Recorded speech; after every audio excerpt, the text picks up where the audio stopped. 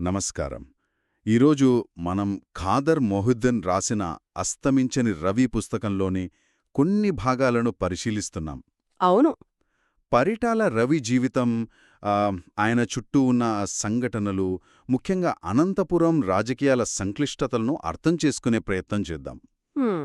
మన దగ్గరున్న ఈ పుస్తక భాగాలు చూస్తే రవి కుటుంబ నేపథ్యం నుంచి ఆయన రాజకీయ ఎదుగుదల, వివాదాలు, మంత్రిగా ఆయన చేసిన పనులు, వ్యక్తిగత జీవితం వరకు అంటే ఎన్నో కోణాలను చూపిస్తున్నాయి. అవును, చాలా విషయాలున్నాయి. మరి ఆలస్యమెందుకు? ఆ విషయాల్లోకి కొంచెం లోతుగా వెళ్దామా? తప్పకుండా. పరిటాల రవిని అర్థం చేసుకోవాలంటే మొదట ఆయన నేపథ్యం చూడాలి కదా. ముఖ్యంగా ఆయన తండ్రి పరిటాల శ్రీరాములు గారి పాత్ర అది చాలా కీలకమనిపిస్తోంది. అవును, ఖచ్చితంగా. ఆయన కమ్యూనిస్టు ఉద్యమాల్లో, భూస్వాములకు వ్యతిరేకంగా జరిగిన పోరాటాల్లో చాలా చురుగ్గా పాల్గొన్నారని ఈ పుస్తక భాగాలు చెప్తున్నాయి. అవునండి. 1940ల నుంచే అంటే నసనకోట, వెంకటాపురం లాంటి గ్రామాల్లో కమ్యూనిస్ట్ పార్టీ అప్పట్లోనే భూస్వామ్య వ్యవస్థకు వ్యతిరేకంగా బలమైన ఉద్యమాలు నడిపింది. శ్రీరాములు గారు, సి ముత్యాలప లాంటి నాయకులు వాళ్లు ఈ ప్రాంతంలో ప్రజా ఉద్యమాలకు ఊపిరిపోశారు, భూపోరాటాలు చేశారు. అవును. మనం ఈ మూలాల్లో చూస్తే శ్రీరాములు గారు 1935 శ్రీరామనవమి నాడు పుట్టారని, అందుకే ఆ పేరు వచ్చిందని కూడా ఉంది. ఓ అలాగా.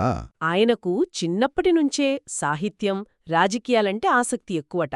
ముఖ్యంగా అభ్యుదయ భావజాలం బాగా ఆకర్షించింది. అంటే ఆ వాతావరణం, ఆ సిద్ధాంతాలు ఇవన్నీ రవి ఆలోచనలపై ప్రభావం చూపించాయంటారా? తప్పకుండా. ఆ ముద్ర బలంగా పడి ఉంటుందని మనం అనుకోవచ్చు. అంటే శ్రీరాములు గారు కేవలం ఒక రాజకీయ నాయకుడే కాదు, క్షేత్రస్థాయిలో ప్రజల్ని కదిలించిన వ్యక్తి అన్నమాట. నిజమే.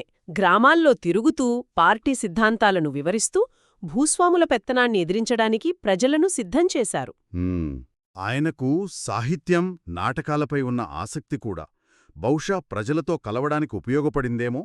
అవును, నిజమే. ఆయన కేవలం ఆవేశంగా పోరాటం చేసే వ్యక్తే కాదు, చాలా వ్యూహాత్మకంగా కూడా వ్యవహరించేవారని ఈ పుస్తక భాగాలు చెబుతున్నాయి. అంటే ప్రత్యర్థుల ఎత్తుగడలను ముందుగానే ఊహించడం, పార్టీ కార్యకర్తలను కాపాడుకోవడానికి జాగ్రత్తలు తీసుకోవడం ఇలాంటివి చేసేవారట. ఓ అందుకే ఆయన్ని అంతమొందించడానికి శత్రువులు ఎన్నిసార్లు ప్రయత్నించినా చాలాసార్లు తప్పించుకోగలిగారు. కాని ఆ కాలపు హింసా రాజకీయాల్లో చివరికి 1975లో ప్రత్యర్థుల చేతిలో చాలా దారుణంగా హత్య చేయబడ్డారు. శ్రీరాములు గారి హత్య అదొక పెద్ద కుతుపు.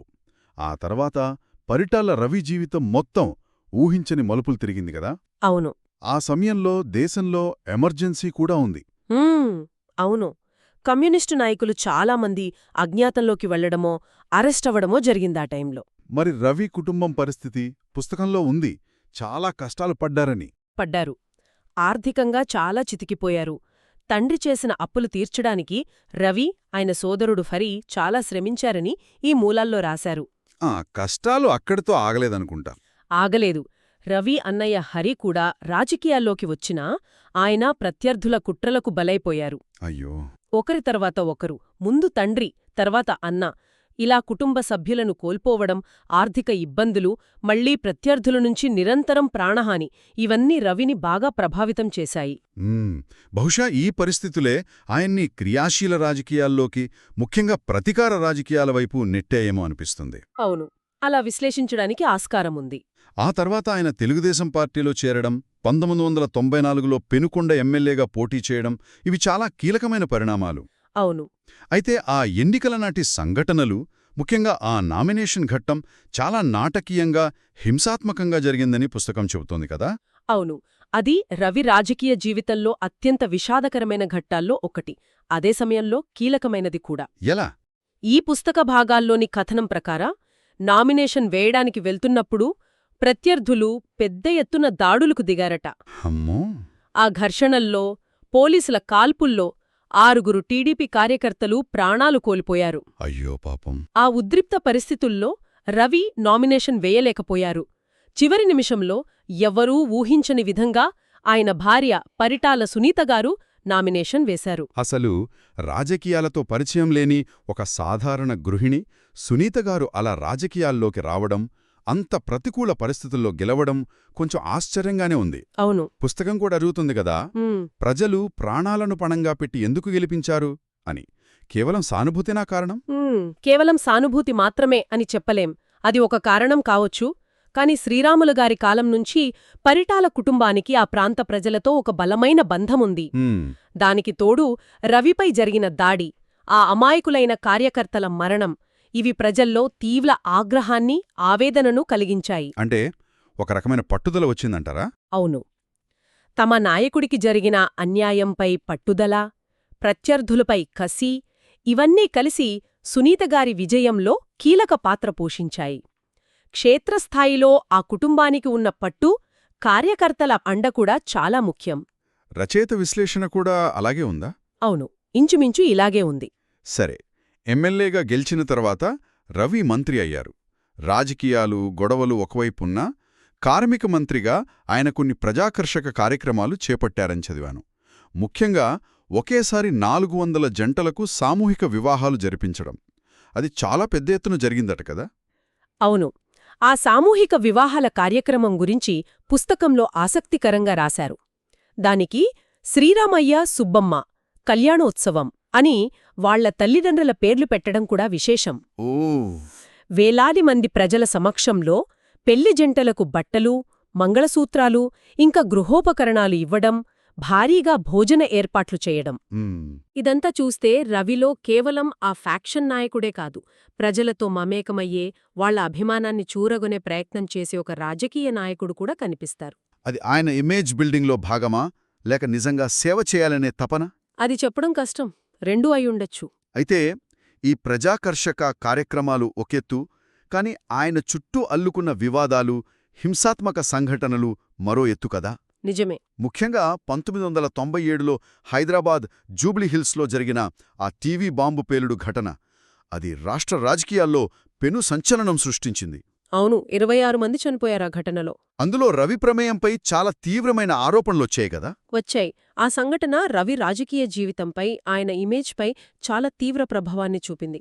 పుస్తకంలోని వివరాల ప్రకారం ఈ పేలుడు వెనుక గంగుల నారాయణరెడ్డి కుటుంబాన్ని టార్గెట్ చేశారని, దానికి సూత్రధారి రవి అని గట్టిగా ఆరోపణలొచ్చాయి. మరి రవి స్పందన? ఆయన వీటిని తీవ్రంగా ఖండించారు. తన రాజకీయ ఎదుగుదలను ఓర్వలేని ప్రత్యర్థులు, కొందరు పోలీస్ అధికారులు కలిసి తనను ఇరికించే ప్రయత్నం చేస్తున్నారని ఆయన ఎదురుదాడి చేశారు. ఈ కేసును సీబీఐకి అప్పగించాలని డిమాండ్ చేయడం కూడా అప్పట్లో పెద్ద చర్చనీయాంశమైంది.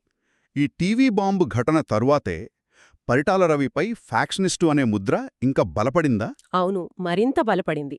ప్రజల్లో కూడా ఆయనపై భిన్నాభిప్రాయాలు తీవ్రమయ్యాయి. ఒక వర్గం ఆయన్ను రక్షకుడిగా చూస్తే, ఇంకో వర్గం భయంతోనో వ్యతిరేకతతోనో చూసింది. అది వాస్తవం. ఆ ముద్ర ఆయన జీవితాంతం కొనసాగింది. ఆయన చర్యలను సమర్థించేవారు, విమర్శించేవారు ఎప్పుడూ ఉన్నారు. అయితే ఈ సంఘటన తర్వాత రవి మరింత జాగ్రత్త పడ్డారని, తనపై ఇలాంటి ఆరోపణలు రాకుండా కొంచెం వ్యూహాత్మకంగా వ్యవహరించారని కూడా పుస్తకంలో కొన్ని సూచనలున్నాయి.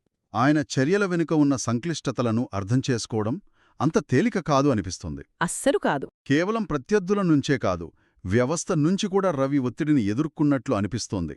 ఆయనపై అనేక కేసులు నమోదు కావటం, ముఖ్యంగా 1997లో పీడీ యాక్ట్ ప్రయోగిస్తారనే వార్తలు రావటం. అవును. దానిపై ఆయన స్పందన కూడా చాలా గట్టిగా ఉందట కదా? ఉంది. 1997 జాన్వరిలో పీడీ యాక్ట్ ప్రయోగంపై ఆయన పెట్టిన ప్రెస్ మీట్ చాలా ఆసక్తికరంగా ఉంటుంది. ఏం చెప్పారందులో? అధికారంలో ఉన్న నాయకులే కార్యకర్తలను నేరాలకు ఉసిగొల్పి, పని అయిపోయాక వాళ్లను కేసుల్లో ఇరికిస్తున్నారని, అసలు సూత్రధారులు మాత్రం తప్పించుకుంటున్నారని ఆరోపించారు. ఇక్కడ గమనించాల్సిన విషయమేంటంటే, కేవలం తనపైనే కాదు, రాష్ట్రంలోని అన్ని నియోజకవర్గాల నాయకులపై పీడీ యాక్ట్ పెట్టాలని, అందర్నీ అరెస్టు చేయాలని డిమాండ్ చేశారు.